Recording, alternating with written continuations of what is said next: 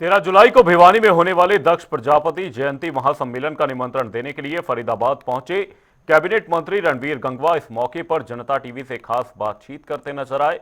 इस दौरान उन्होंने कहा कि 13 जुलाई को भिवानी में दूसरा सरकारी दक्ष प्रजापति महासम्मेलन कार्यक्रम आयोजित किया जा रहा है, जिसमें हरियाणा के मुख्यमंत्री नायब सिंह सैनी बतौर मुख्य अतिथि मौजूद रहेंगे और प्रजापति समाज की जो भी मांगे होंगी उन्हें मुख्यमंत्री के समक्ष रखकर उन्हें पूरा करेंगे।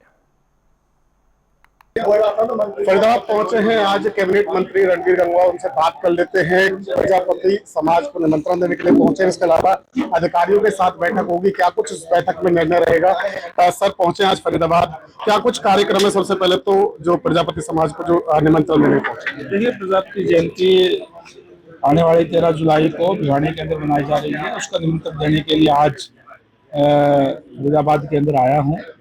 और जिस तरीके से भारतीय जनता पार्टी की सरकार बनने के बाद में जितने भी हमारे महापुरुष है, संत महात्मा है, उनकी जयंतियां जो है सरकारी स्तर पर मनाई जा रही है।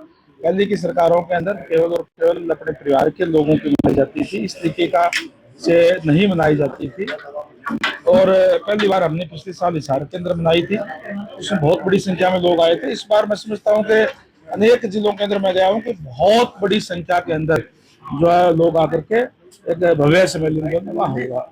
हर बार जो है वो कहीं ना कहीं इस तरीके का सम्मेलन करते हैं, इस बार क्या कुछ खास उस सम्मेलन में रहने वाला है प्रजापति समाज को लेकर। हर बार नहीं करते, मैंने कहा कि सरकारी स्तर पे पिछली बार हिसार के अंदर था, इस बार भिवानी के अंदर है। उससे पहले इंडिविजुअल स्तर पे तो जिले वाइज होता था, लेकिन सरकारी स्तर पे कभी भी जो है वो नहीं मनाया गया था। इस बार मनाया गया है। कोई भी मांग अगर समाज की होती है, समाज के लोगों से मिलकर के माननीय मुख्यमंत्री महोदय उदार दिल के निश्चित रूप से उसको ही पूरी करेंगे। अधिकारियों के साथ बैठक भी आप करने वाले हैं, क्या कुछ उसमें जो है वो चीजें रहने वाली है।